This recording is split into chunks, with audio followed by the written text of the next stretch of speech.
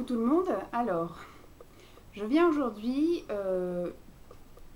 pour parler 2 secondes de ce qui s'est passé il y a une semaine. J'en ai pas parlé et j'ai décidé de faire comme d'habitude. Je vais vous expliquer pourquoi. Après, je ressentais pas le besoin forcément d'en parler. On en parlait suffisamment comme ça entre Simon et moi. On en a parlé au travail. On en entend tellement parler qu'en fait on est en train de se faire monter le bourrichon en fait, un petit peu de tous les côtés. Et je préfère attendre que ça s'apaise un peu avant de parler un peu de tout ça. Par chance, on m'a fait aucune remarque. J'ai continué à vivre normalement, aussi bien sur YouTube que sur les réseaux sociaux et que dans ma vie professionnelle et personnelle. J'ai absolument rien changé à ce que je fais d'habitude. La seule chose que j'ai fait, c'est ne pas poster de vidéos le week-end dernier. Voilà, puisqu'en général, le week-end, ce sont des vidéos assez... tout est, de toute façon, sur ma chaîne, rien n'est extrêmement important, puisque ce n'est qu'une chaîne un peu de futilité, de beauté, de bien-être. Donc il n'y a rien de vital à ces vidéos, aussi bien à les faire que les sujets que je traite. C'est même pas un besoin financier, puisque je ne les monétise pas. Ce qui s'est passé la semaine dernière, ça a été bizarre. Je ne veux pas dire que ça m'a surprise. En même temps, ça ne m'a pas surprise. Ça m'a choquée, ça m'a effrayée. Mais en même temps, je me sentais quand même détachée, puisque j'étais en sécurité chez moi. J'avais quand même un peu d'empathie pour les personnes qui étaient en train de vivre ça, et les personnes voilà, qui ont perdu des êtres chers, etc. Mais j'ai été très égoïste dans le sens où j'étais dans mon lit quand on a regardé, quand ça s'est passé, et que j'étais contente d'être dans mon lit. Voilà. Donc voilà, c'est aussi peut-être une raison pour laquelle j'ai pas envie d'en parler, puisque du coup sur ce coup-là, effectivement j'ai pensé à moi et à mes proches. Je savais que mes parents sortiraient pas sur Paris, les amis de Simon sont partis, j'ai pas beaucoup d'amis sur Paris et je savais via les réseaux sociaux qu'ils étaient en sécurité. J'avais juste pensé à mon frère qui lui effectivement un vendredi soir aurait très bien pu sortir avec sa copine sur Paris. Et en fait je l'ai eu, je lui ai envoyé un message et puis il m'a répondu que le lendemain matin en me disant qu'il était à Center Park en Normandie. Donc voilà, il était loin de tout ça, voilà, tout le monde était loin de tout ça. Et donc j'ai été un peu rassurée et contente, voilà. Après c'est vrai qu'on a vécu la chose un peu en décalage parce que comme on n'est pas fan de foot, on n'a pas regardé le foot en fait. Je sais plus ce qu'on a regardé ce soir-là, mais à un moment donné, en allant se coucher vers 22h30, moi je zappe. Je fais toujours, voilà, le premier film en fait en général on regarde sur le programme télé, qu'est-ce qu'on regarde à 20h50 là, enfin à 21h. Et puis en deuxième partie de soirée, en général, voilà, Simon joue un petit peu avec la tablette et moi je m'endors devant la télé en faisant un peu de sudoku. Donc en général, c'est souvent, voilà, on arrive dans la chambre sans savoir ce qu'on va regarder, on zappe et puis voilà. Et bah là, c'est un peu ce qui s'est passé. Je suis arrivée moi en premier dans la chambre et puis j'ai commencé à zapper et je suis tombée sur BFM Télé. Parce qu'en fait, sans doute que j'avais dû commencer à tomber sur une chaîne style D8 où il n'y avait pas un arrêt de programme avec ce qui est en train de se passer. Et donc, en zappant, moi, je fais toujours plus. Donc, je n'étais pas tombée sur TF1, donc je ne savais pas à combien on était au niveau du match ou des choses comme ça. Donc, je ne savais pas que c'était interrompu. Et donc, j'ai regardé BFM Télé et il y avait déjà l'événement Stade de France qui s'était passé. Et on était en plein, effectivement, dans la prise d'otages, entre guillemets, parce que ils n'ont pas pris des otages, ils ont exécuté des gens. Voilà, il n'y avait pas d'histoire de négociation. En général, quand tu prends des otages, c'est parce que tu as quelque chose à négocier. Là, je pense qu'il n'y a pas de négociation. C'était on séquestre les gens pour les abattre. Et c'était en train de se passer. Et au moment où on en parlait, on parlait que d'une quarantaine de morts, en fait. Donc, voilà.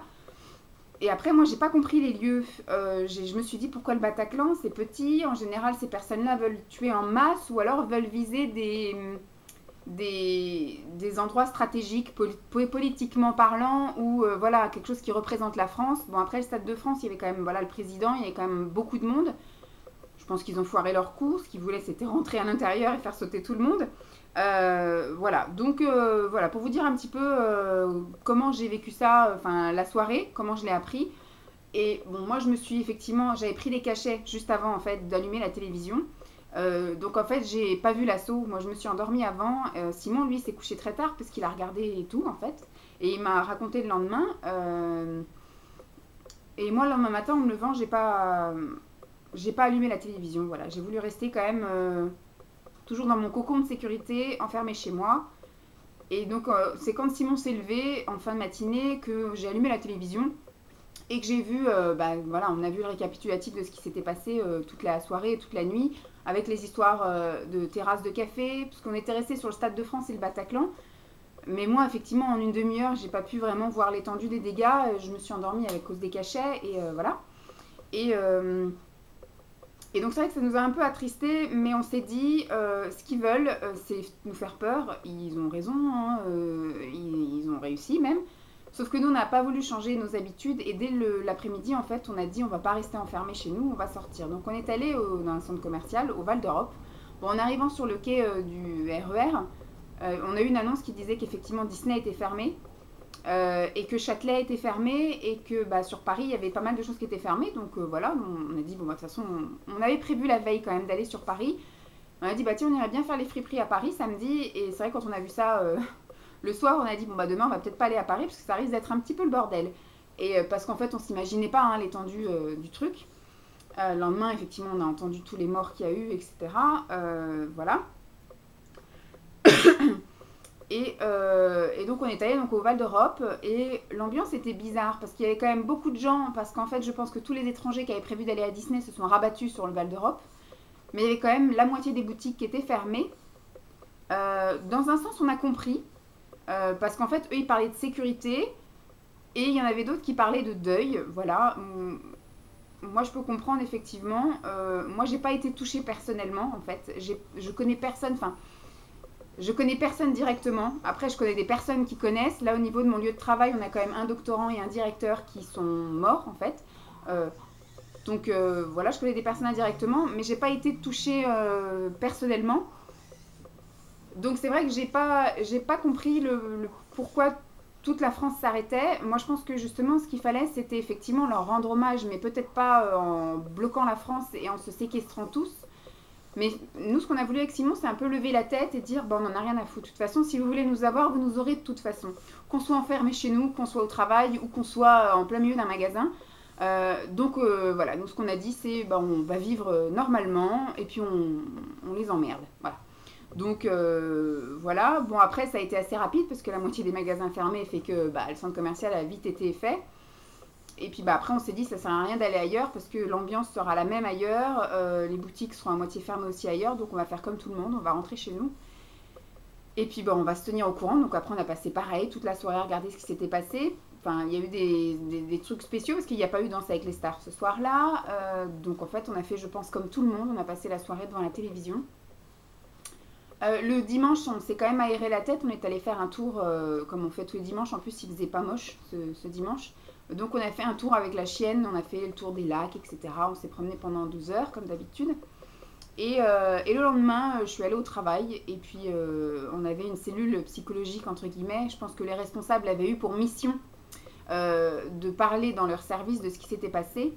Alors chez nous, moi j'ai pas eu envie d'en parler, donc je suis restée assise à mon bureau et j'ai travaillé. J'ai écouté ce qui se disait. Tout le monde a ramené de quoi manger pour faire un petit déjeuner, et puis jusqu'à à peu près 11h30, personne n'a travaillé, tout le monde a discuté. Il y a ma responsable qui, elle, pleurait, en fait, elle faisait que de penser à ça, et puis donc elle pleurait. Moi, je me sentais encore assez détachée, en fait, de ça. Je suis touchée quand je vois les images et quand les gens en parlent, mais comme je vous dis, j'ai l'impression, ça me fait bizarre, parce qu'effectivement, ça me fait de la peine. Mais je me sens tellement détachée, en fait. Je me sens loin, je me sens... c'est très très égoïste et je vais sans doute me prendre plein de commentaires dans la tronche. Mais au fond de moi, effectivement, je suis contente d'être chez moi, d'être en sécurité. Je suis contente que ce soit loin. En même temps, c'est juste à côté. Je ne sais pas si vous vous souvenez. Alors moi, je suis à une demi-heure de Paris en transport en commun. Je suis à une demi-heure de Paris en voiture. Je suis du côté de chez Mickey, donc je suis aussi une cible facile.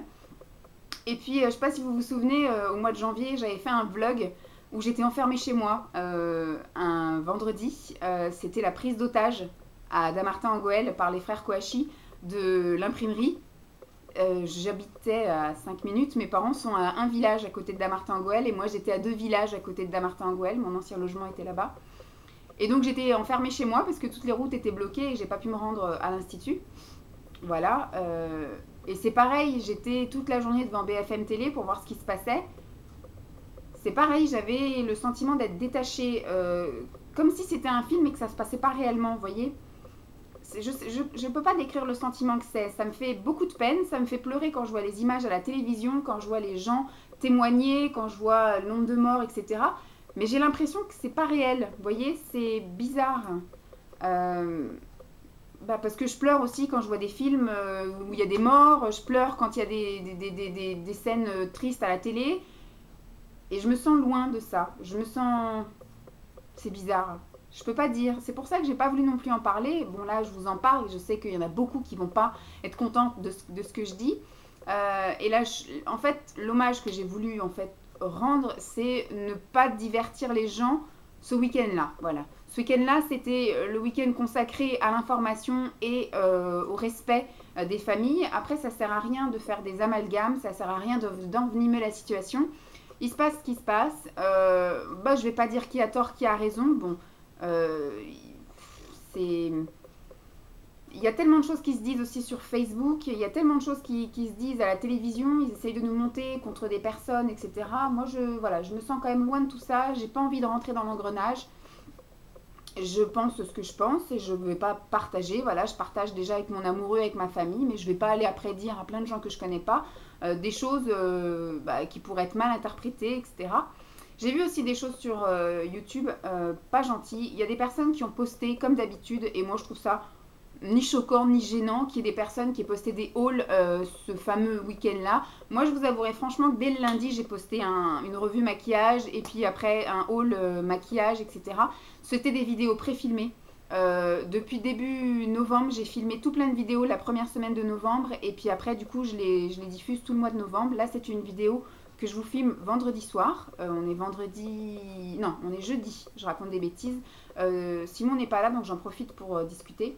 On est jeudi, ça fera une semaine demain soir. J'avais envie d'en parler maintenant. Et je vous diffuse ça samedi. Puisque samedi, j'avais pas envie de remettre une vidéo encore plus futile que le maquillage. J'avais prévu de vous mettre une chanson. Voilà. Du coup, la chanson, je vous la mettrai le week-end prochain. Puis voilà. Donc, je vous disais que j'avais vu des choses sur YouTube où des personnes ont continué à vivre normalement, sans doute pour affronter un peu la réalité en disant, comme je vous ai dit au début, je ne vais pas changer mes habitudes pour ces cons. De toute façon, s'ils veulent nous avoir, ils nous auront. La meilleure façon de lutter contre eux, c'est de résister. Et la meilleure façon de résister, c'est de continuer à vivre. Voilà.